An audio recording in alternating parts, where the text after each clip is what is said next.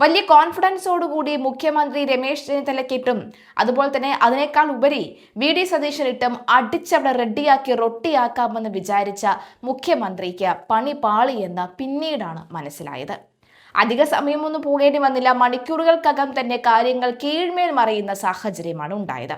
നിയമസഭാ തെരഞ്ഞെടുപ്പിന് തൊട്ടുമുൻപ് പ്രതിപക്ഷ നേതാവ് വി.ഡി. സതീശനെ CBIക്ക് കൊണ്ട് കുടുക്കി രാഷ്ട്രീയമായി തളയ്ക്കാനുള്ള പിണറായി സർക്കാരിന്റെ നീക്കം പാളി. ഇത്തരം നീക്കങ്ങൾ CPMനും പിണറായി സർക്കാരിനും തന്നെ തലവേദനയായി മാറുകയാണ്. പുനർജനി ഭവന പദ്ധതിയുമായി ബന്ധപ്പെട്ട സതീശനെതിരെ കേസെടുക്കാൻ മതിയായ തെളിവുകളില്ലെന്ന വിജിലൻസ് റിപ്പോർട്ട് തന്നെ വ്യക്തമായതോടുകൂടി സർക്കാരിന്റെ രാഷ്ട്രീയ പകപോക്കൽ ആയുധം ഈ തുരുമ്പിച്ച അവസ്ഥയിലേക്ക് എത്തി. ആന്റണി രാജു പ്രതിയായ ജട്ടിക്കേസ് രാഷ്ട്രീയ ചർച്ചകളിൽ നിന്ന് മറയ്ക്കാനാണ് പെട്ടെന്ന് സതീശനെതിരായ നീക്കം സജീവമാക്കിയതെന്ന ആരോപണം ഇതോടെ ശക്തമായി. മുഖ്യമന്ത്രിയുടെ ഓഫീസിലെ ഉന്നതനായിരുന്ന ഇതിന് പിന്നിൽ പുനർജനി പദ്ധതിയുടെ പേരിൽ വിദേശത്ത് നിന്ന് സമാഹരിച്ച തുക സതീശന്റെ വ്യക്തിഗത അക്കൗണ്ടിലേക്ക് വന്നിട്ടില്ലെന്നും പകരം മണപ്പാട് ഫൗണ്ടേഷൻ എന്ന NGOയുടെ അക്കൗണ്ടിലേക്കാണ് പണം എത്തിയതെന്നും വിജിലൻസ് തന്നെ കണ്ടെത്തിയിരുന്നു. ഇതോടെ അഴിമതി നിരോധന നിയമപ്രകാരം സതീശനെതിരെ കേസെടുക്കാൻ കഴിയില്ലെന്ന് വിജിലൻസ് SP ക്ലീൻ ചീട്ട് നൽകുകയും ചെയ്തു.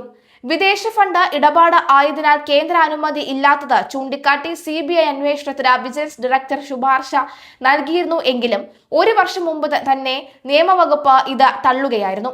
വിജിലൻസ് കേസെടുക്കാത്ത സാഹചര്യത്തിൽ CBI അന്വേഷണം നിയമപരമായി നിലനിൽക്കില്ലെന്നതായിരുന്നു നിരീക്ഷണം. ഈ സാഹചര്യത്തിൽ കാര്യമില്ലാത്ത റിപ്പോർട്ടാണ് പുറത്തു വന്നത്. ഇത്തരം ചർച്ചകൾ CPMന് ദോഷം ചെയ്യുമെന്ന വിലയിരുത്തൽ സജീവവുമാണ്. തിരഞ്ഞെടുപ്പ് പടിവാതിക്കൽ നിൽക്കെ UDFന്റെ ആത്മവിശ്വാസം തകർക്കാനായിരുന്നു മുഖ്യമന്ത്രിയുടെ ഓഫീസിന്റെ ശ്രമം. ശബരിമല സ്വർണ്ണക്കൊള്ള ആരോപണത്തിന് പിന്നാലെ പ്രതിപക്ഷ നേതാവിനെ തന്നെ അന്വേഷണ പരിധിയിൽ കൊണ്ടുവന്ന് പ്രതിരോധത്തിലാക്കാൻ ഇടതുപക്ഷം ഒരുങ്ങിയെങ്കിലും വിജിലൻസ് റിപ്പോർട്ടിലെ വൈരുദ്ധ്യം തിരിച്ചടിയായി.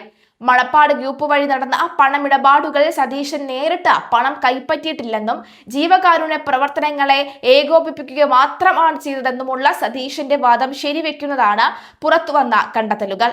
ഇതോടെ വരാനിരിക്കുന്ന തെരഞ്ഞെടുപ്പിൽ സതീശനെതിരെ ഈ കേസ് രാഷ്ട്രീയ ആയുധമാക്കാൻ ഇറങ്ങിയ പിണറായി വിജയനും LDFനും വലിയ നിയന്ത്രണ പരാജയമാണ് നേരിടേണ്ടി വന്നത് എന്നത് വ്യക്തം.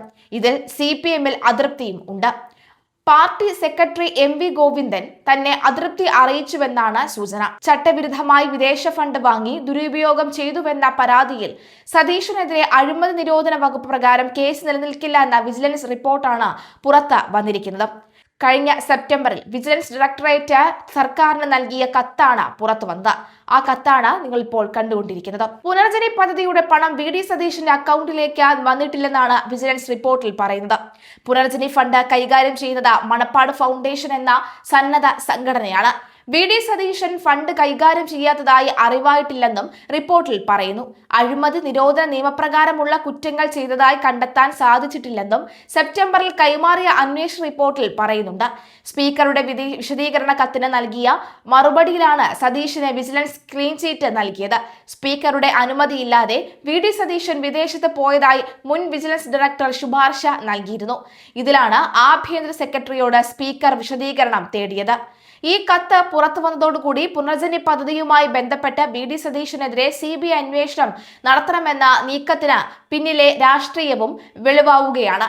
ഒരു വർഷം മുൻപ് വിജിലൻസ് CBI അന്വേഷണത്തിന് ശുപാർശ ചെയ്തതായുള്ള വാർത്തകൾ പുറത്തു വന്നിരുന്നു. ഇതിന് പിന്നാലെയാണ് മാസങ്ങൾക്ക് മുൻപ് 2025 സെപ്റ്റംബർ 19 പുനർജനി പദ്ധതിയുമായി ബന്ധപ്പെട്ട് ക്രമക്കേട് നടന്നതായുള്ള ആരോപണത്തിൽ പ്രതിപക്ഷ നേതാവ് വി.ഡി. സതീശനെതിരെ തെളിവില്ല എന്ന് ചൂണ്ടിക്കാണിക്കുന്ന വിജിലൻസിന്റെ മറ്റൊരു റിപ്പോർട്ടും പുറത്തു വന്നത്. സതീശന്റെ അക്കൗണ്ടിലേക്ക് പണം വന്നതായി കണ്ടെത്താൻ സാധിച്ചിട്ടില്ലെന്നും റിപ്പോർട്ടിൽ പറയുന്നു.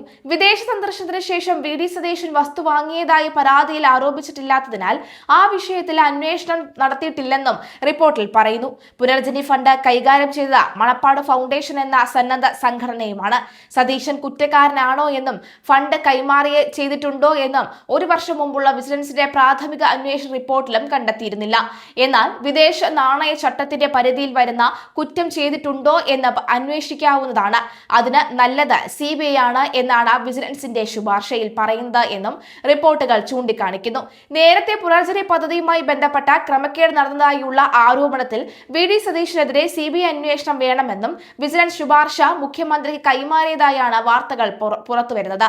ഇതിന് പിന്നാലെയാണ് വി ഡി സതീശനെതിരെ തെളിവില്ലെന്നും അക്കൗണ്ടിലേക്ക് പണം വന്നതായി കണ്ടെത്തിയിട്ടില്ല എന്നുമുള്ള മറ്റൊരു റിപ്പോർട്ട് വന്നത്. സ്വന്തം മണ്ഡലമായ പറവൂരിൽ നടപ്പാക്കിയ പുനർജനി പദ്ധതിയുടെ പേരിൽ വിദേശത്ത് നിന്നും ഫണ്ട് പിരിച്ചതിൽ വിജിലൻസ് നടത്തിയ അന്വേഷണത്തിൽ ക്രമക്കേട് കണ്ടെത്തിയിരുന്നു. തുടർന്നാണ് CBI അന്വേഷണത്തിന് വിജിലൻസിന്റെ ശുപാർശ എത്തിയത്. FCRA നിയമത്തിന്റെ ലംഘനം, സ്വകാര്യ സന്ദർശനത്തിനായി കേന്ദ്ര സർക്കാരിൽ നിന്ന് അനുമതി നേടിയ ശേഷം വിദേശത്ത് പോയി ഫണ്ട് സ്വരൂപിച്ചതും അത് കേരളത്തിലെ അക്കൗണ്ടിലേക്ക് എത്തിച്ചതിലെ നിയമലംഘനം എന്നിവ ചൂണ്ടിക്കാട്ടിയാണ് CBI അന്വേഷണത്തിന്റെ ആവശ്യകതയിലേക്ക് വിജിലൻസ് ശുപാർശ ചെയ്തിരിക്കുന്നത്. FCRA നിയമം 2010 സെക്ഷൻ 3(2)A പ്രകാരം CBI അന്വേഷണം നടത്തണമെന്നാണ് വിജിലൻസിന്റെ ശുപാർശ.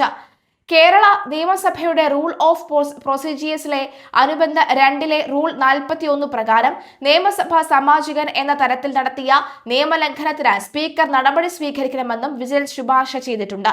ഇതും ഗൗരവമുള്ള വിഷയമാണ്. MLA സ്ഥാനത്തിന് അയോഗ്യത വരെ വരാം.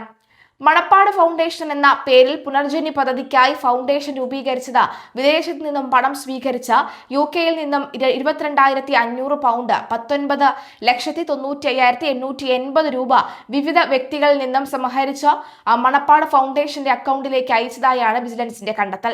UK ആസ്ഥാനമായുള്ള മിഡ്ലാൻഡ് ഇന്റർനാഷണൽ എയ്ഡ് ട്രസ്റ്റ് എന്ന NGO വഴിയാണ് മണപ്പാട് ഫൗണ്ടേഷന്റെ FCRA അക്കൗണ്ടിലേക്ക് പണം അയച്ചത്. UK-യിൽ സംഘടിപ്പിച്ച പരിപാടിയിൽ പങ്കെടുത്തവരോട് പ്രളയബാധിതരായ സ്ത്രീകൾക്ക് പുനരധിവാസത്തിന്റെ ഭാഗമായി നെയ്ത്ത് യന്ത്രം വാങ്ങാൻ 500 പൗണ്ട് വീതം നൽകണമെന്ന VD സതീശൻ അഭ്യർത്ഥിക്കുന്ന വീഡിയോ തെളിവായി വിജിലൻസ് പരിശോധിച്ചിട്ടുമുണ്ട്.